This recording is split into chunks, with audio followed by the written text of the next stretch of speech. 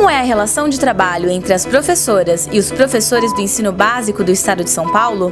Quais são as regras que valem tanto para eles quanto para os auxiliares e para as escolas? Durante 20 anos, pelo menos, a duração de aulas, férias e reajustes vem sendo ajustados pela Convenção Coletiva de Trabalho. A convenção é um conjunto de regras e direitos negociada pelo sindicato com a discussão e o apoio da categoria. Neste ano, no entanto, as escolas querem romper as regras. Abandonaram as negociações. Não seguiram a proposta do Tribunal do Trabalho de continuar negociando. Nas assembleias, a categoria decidiu entrar em estado de greve e aprovar a instauração de dissídio. Neste programa, os professores Celso Napolitano e Luiz Antônio Barbagli explicam o que está em jogo nesta campanha salarial da educação básica. Pode entrar, a sala é sua.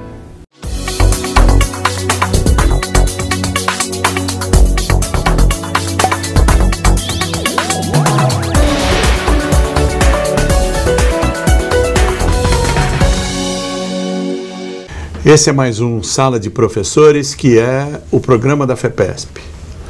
Como sempre, agradecemos imensamente a sua audiência e a sua participação. Críticas, sugestões, novas possibilidades, fepesp.org.br. Participe, critique, sugira. Hoje estamos aqui para discutirmos a questão das negociações coletivas que envolve a renovação da Convenção Coletiva de Trabalho de Professores e Auxiliares de Administração Escolar das escolas particulares do Estado de São Paulo do ensino básico, desde a educação infantil até o ensino médio. E para isso a gente vai trocar uma ideia aqui, bater um papo, conversar com o professor Luiz Antônio Barbagli, que também é vice-presidente da FEPESP e é presidente do Sindicato dos Professores de São Paulo. Tudo bem, Luiz? Tudo bem, Celso. Boa questão que nós estamos trazendo nessa mesa. Realmente é uma situação extremamente delicada. Os patrões estão mostrando uma intransigência muito grande, sem fundamento técnico, porque é um momento de transição, e nós estamos acompanhando a nossa briga, a nossa luta permanentemente juntos para ver se chegamos a uma situação de solução desse problema que está posto pelos patrões. Então, é importante a gente colocar, e aqui nós vamos bater um papo mesmo e nos completar e nos complementar nos comentários. E espero que com isso vocês, os nossos colegas, os companheiros todos, fiquem esclarecidos sobre essa situação, né? Então, o problema que nós estamos passando aqui é em relação, basicamente, à implementação e à implantação da nova lei, que foi chamada de reforma trabalhista, que alterou basicamente quase 200 artigos da consolidação das leis do trabalho. Com isso, a nossa categoria, a categoria dos professores e dos auxiliares da administração escolar, é a primeira categoria de grande porte a enfrentar essa dificuldade de ter uma negociação coletiva sob as novas regras trabalhistas, que, teoricamente, segundo todos os comentários da mídia, da grande imprensa, promovem uma grande flexibilização nas relações do trabalho. Muitos até chegam a dizer que aí os trabalhadores teriam uma maior possibilidade de acertar as regras do seu trabalho com os seus empregadores. Nós, particularmente, consideramos que essa flexibilização traz uma precarização. Grandes categorias, categorias numerosas, que também estariam sujeitas às novas regras e que estariam discutindo aí as questões, as convenções coletivas e tal, adiaram essa discussão. A nossa foi a primeira. E por incrível que pareça, os mantenedores das escolas particulares resolveram enfrentar essa questão com uma pauta de reivindicações. Como é que foi isso daí, Luiz? Explica um pouquinho aí pra gente. Na realidade, no nosso entendimento, está havendo uma confusão muito grande entre a reforma trabalhista e a convenção coletiva de trabalho.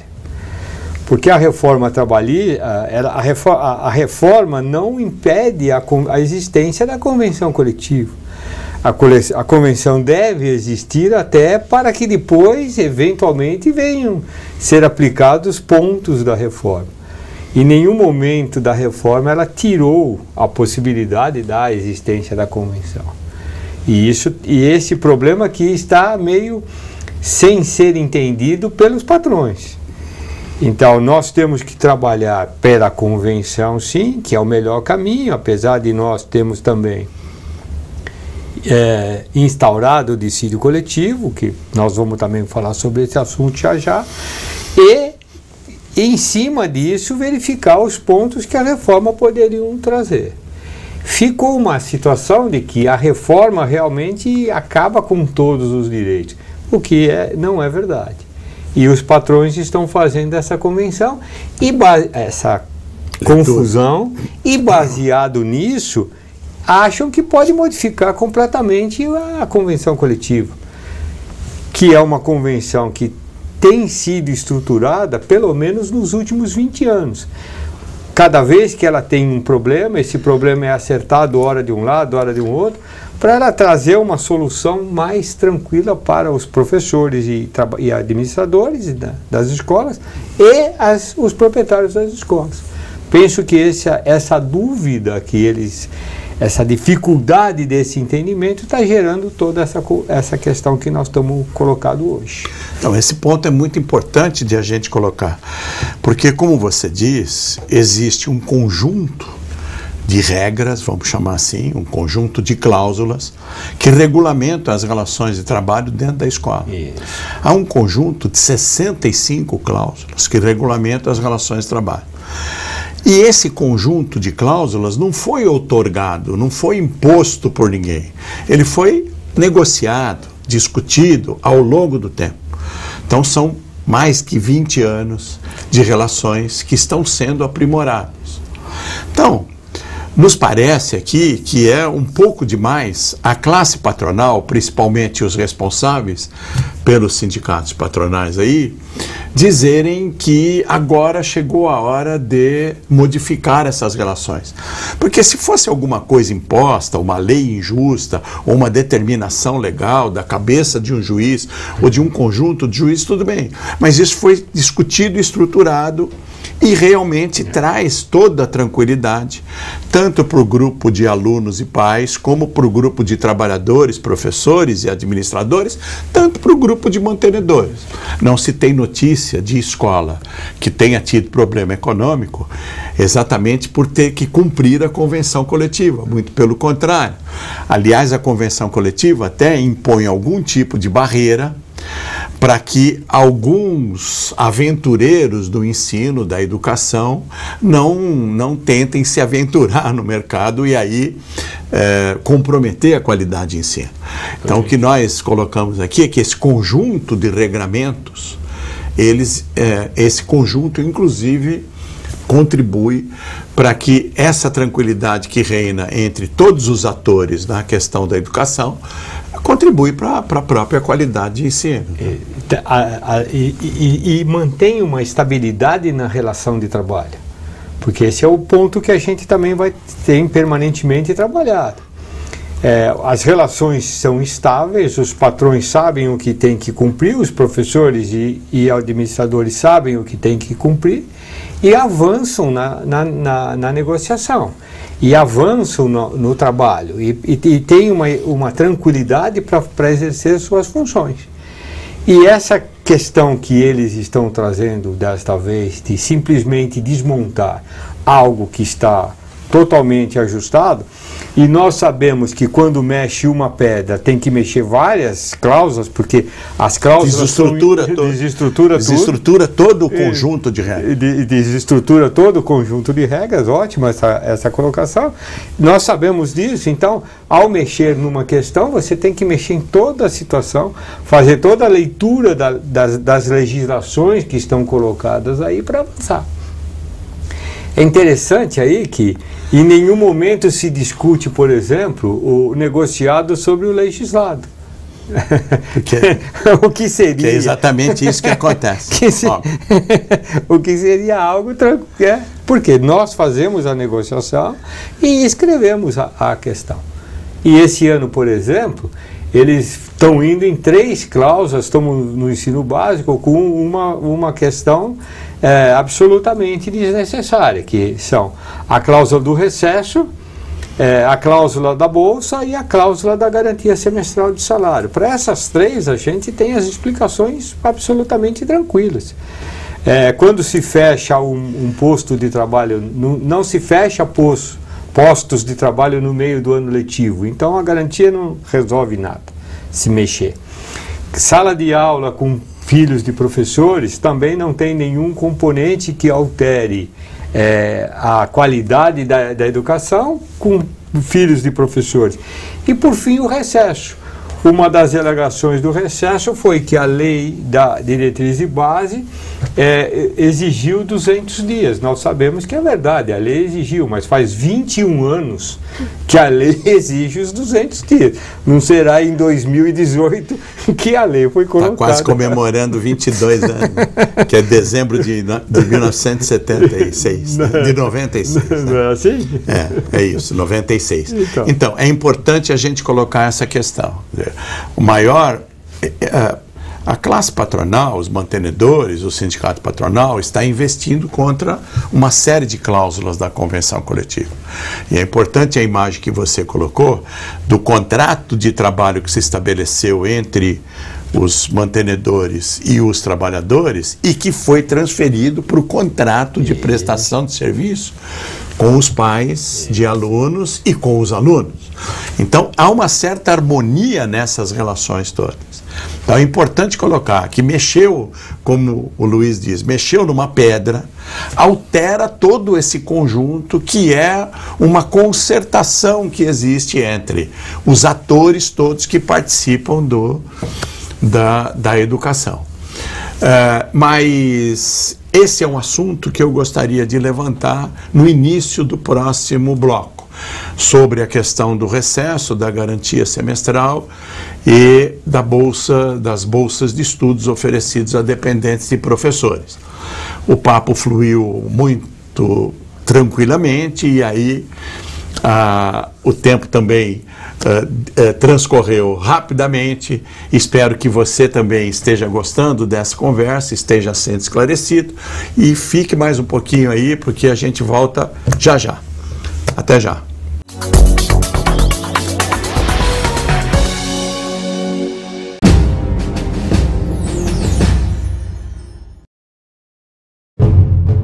O que é greve?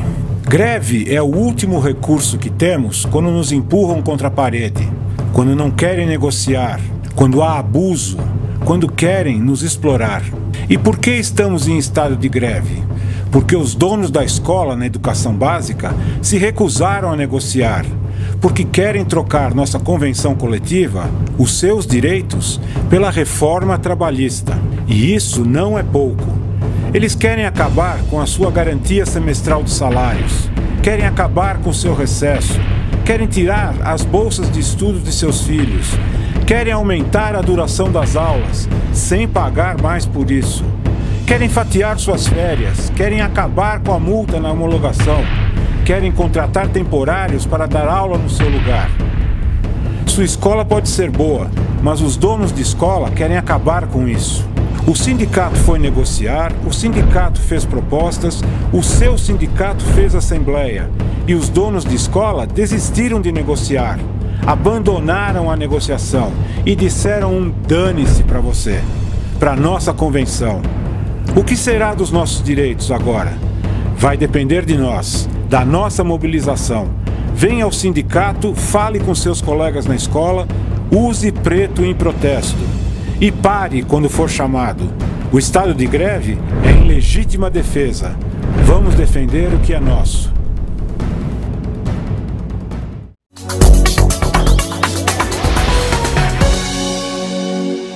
Pois bem, estamos de volta ao Sala de Professores, que é o programa da FEPESP, sempre agradecendo a sua audiência e a sua participação. Hoje aqui com o professor Luiz Antônio Barbagli, vice-presidente da FEPESP e presidente do Sindicato dos Professores de São Paulo, batendo um papo, conversando, esclarecendo sobre a questão que está posta nas negociações de renovação da Convenção Coletiva de Trabalho das escolas particulares de ensino básico.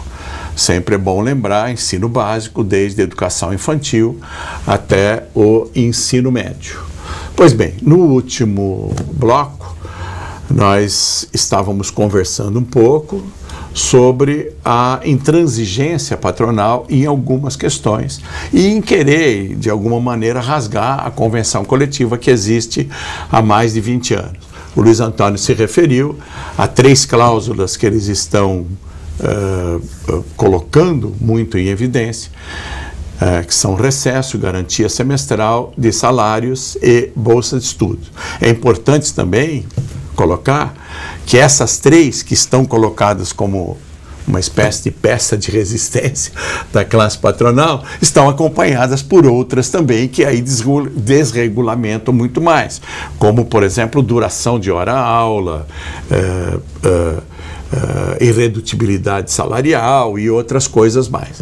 Mas essas cláusulas são as que estão sendo muito mais focadas na mesa de negociações. Garantia semestral de salários, como diz o Luiz Antônio, é uma característica da nossa categoria e também tranquiliza o meio acadêmico. O professor não é demitido em meio ao semestre, os alunos não, o curso não tem solução de continuidade e é lógico que está resguardado qualquer problema mais grave que venha a existir na relação empregado e patrão, óbvio. Né? Também a questão do recesso. Bom, os professores do ensino particular só ganham no momento que eles estão dando aula.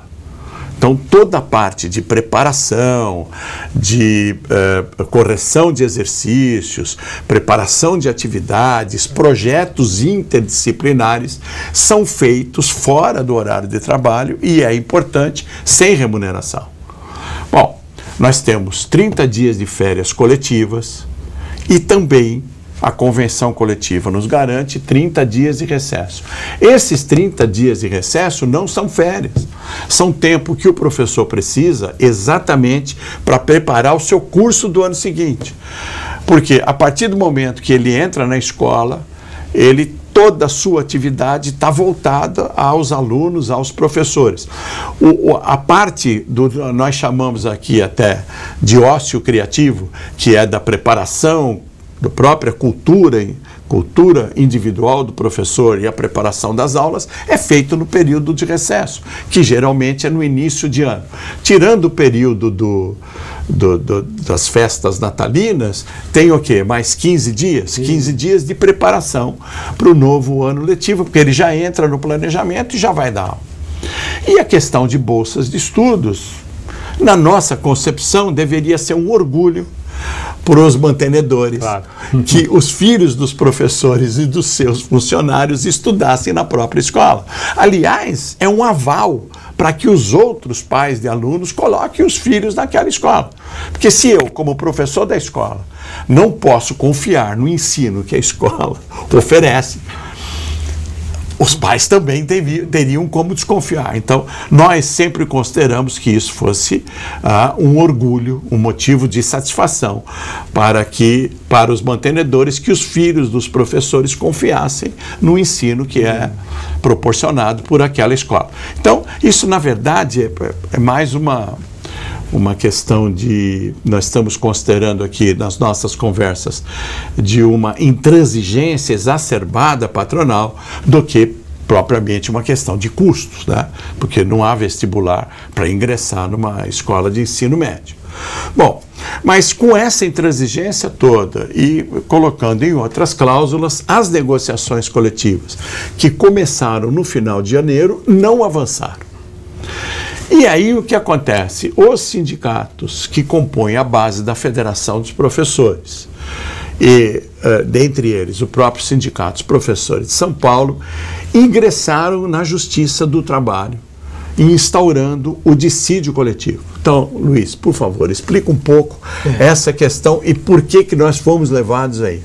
Nós fomos levados a isso a partir do momento que os patrões não quiseram renovar a cláusula de prorrogação da convenção coletiva. E por que precisava prorrogar a convenção coletiva? Porque nesse momento, aí aproveitando a atual lei, a nova lei, né, trabalhista, as cláusulas elas vigem até o último dia da convenção, que no nosso caso foi 28 de fevereiro. Prorrogaram por um mês, então até praticamente 30 de março, e não quiseram fazer a prorrogação por mais tempo para que nós pudéssemos continuar a negociação. Sempre lembrando que o nosso espírito é o espírito da negociação. A negociação ela é muito mais difícil de ser feita do que o judiciário, porque a negociação nos obriga a ter a responsabilidade de assinar a convenção. Então, nós sempre fomos favoráveis à negociação. E assinando a convenção, nós temos a responsabilidade de cumpri-la. Não é verdade? Exatamente. Que não é assim, não vou cumprir porque o juiz mandou, eu vou interpretar uma vírgula, um ponto e vírgula. Nós sabemos o que nós acertamos para fazer, combinamos o que nós escrevemos para fazer, exatamente. E o que é combinado não é caro. Ponto final. Então, como eles não quiseram fazer a prorrogação... Então, desde 30 de março, então, teoricamente, as cláusulas não valeriam mais e aí seria terra arrasada. Terra arrasada, isso, é exatamente isso. Então, nós acionamos o judiciário num primeiro momento para que a convenção fosse prorrogada por mais um período. E na mesa de negociações, aparentemente, houve uma concordância de que esse período seria prorrogado por mais 45 dias. Inclusive com uma proposta do próprio presidente da audiência de conciliação. Quem fez a proposta foi o presidente da audiência, que é o vice-presidente do tribunal. E nós, trabalhadores, prontamente concordamos, que era o objetivo de chegar lá. Então, era exatamente para nós, era isso. Para nos dar tranquilidade de continuar negociando. Aí, no instante seguinte, os patrões disseram que não iriam fazer a prorrogação. Então, a pedra do movimento, o movimento para o tribunal ficou mantido. Porque o que vai acontecer? O tribunal ele vai julgar, o juiz faz o julgamento e nem sempre ele atende às cláusulas do jeito que as duas partes querem, não é só uma parte. Que as duas partes combinaram. As partes acordaram há mais de 20 anos. Ele pode modificar da forma que ele achar mais prudente, achar mais interessante. Ou achar melhor. Ou achar melhor. O interessante ou da cabeça no caso dele. É melhor, da cabeça dele. Então isso torna a coisa um pouco mais delicada para nós, porque nós não temos a ideia do que poderá sair dali. Porque o próprio tribunal segue as regras do tribunal. Quando ele julga o homicídio, ele tem algumas súmulas que ele alguns segue. Precedentes. Exatamente. Que norteiam os julgamentos em geral, para todas as categorias. Todas as categorias. Sejam elas de professores, engenheiro, pedreiro, metroviário, etc. Porque ele não é obrigado a saber a diversificação de cada categoria. Sim. Então isso torna a coisa mais difícil para nós. Bom, mas eu entendo e acompanho você nesse raciocínio, eu sei, é nosso raciocínio, que nós continuamos querendo reabrir as negociações, porque é o caminho melhor para nós, é onde nós também temos que assumir a responsabilidade de ter chancelado aquele acordo, aquele que nós chegamos a um termo. Então, a questão de levar ao tribunal é exatamente para garantir que qualquer que seja a decisão, ela retroaja a 1º de março. Porque, senão... Porque na mesa você também garantiu a database. Não, nós também garantimos a database, mas veja, se ficasse nessa indefinição, as cláusulas não valendo, talvez uma das propostas de negociação fosse, bom, então começa a valer a partir de tal momento. Nesse caso não, nós ingressamos no tribunal exatamente para garantir que qualquer coisa que seja acertado passe a vigir a partir de 1º de março. Então não haverá solução de continuidade. Bom, diz o Luiz aqui que ainda nós estamos abertos à negociação. Sim, porque nós estamos aqui reafirmando o posicionamento de todos os sindicatos, de todas as assembleias que já deliberaram, de praticamente 90% do conjunto de trabalhadores do Estado, que é melhor acertarmos uma negociação coletiva, uma convenção coletiva negociado a confiar numa decisão judicial. Porque decisão judicial pode ser interpretada de maneiras diferentes, há recursos, etc. Então, nós acreditamos sempre na negociação. Mas é bom que se diga também para os nossos amigos que estão nos prestigiando com a audiência, de que a situação está difícil. Não há sinalização por parte patronal, até o presente momento, de uma possibilidade de reabertura de negociações, a não ser com essa intransigência em relação a algumas cláusulas. Muito bem, nessas condições, nós, a continuar neste procedimento, há um prazo para que os patrões, os sindicatos patronais se manifestem, depois vai haver um prazo para que nós nos manifestemos e um outro prazo para o Ministério Público se manifestar. A continuar nesse procedimento, a convenção coletiva, os nossos regramentos deverão ir a julgamento.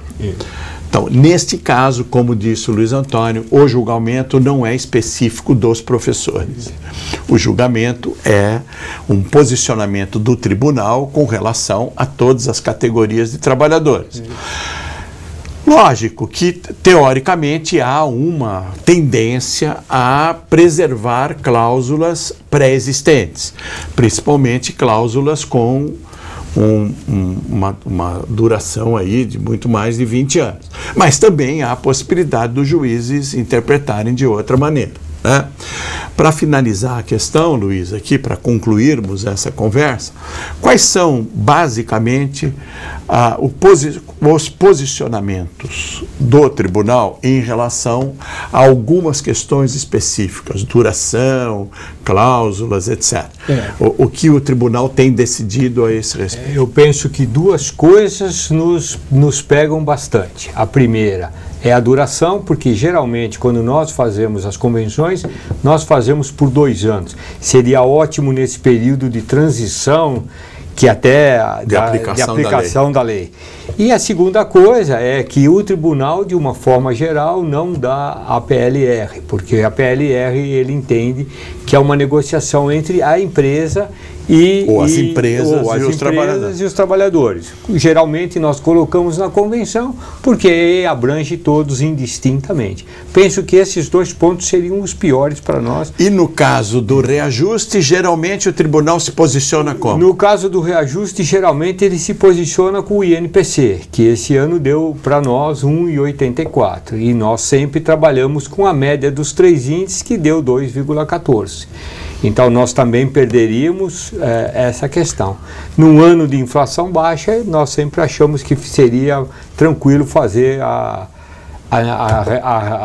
convenção coletiva, e a história está mostrando que é diferente. A decisão das médias vem no sentido de que alguns índices podem sofrer algumas variações em alguns anos, mas a média dos 3 índices retrata muito melhor a inflação do período, que é o que vem acontecendo nos últimos 20 anos.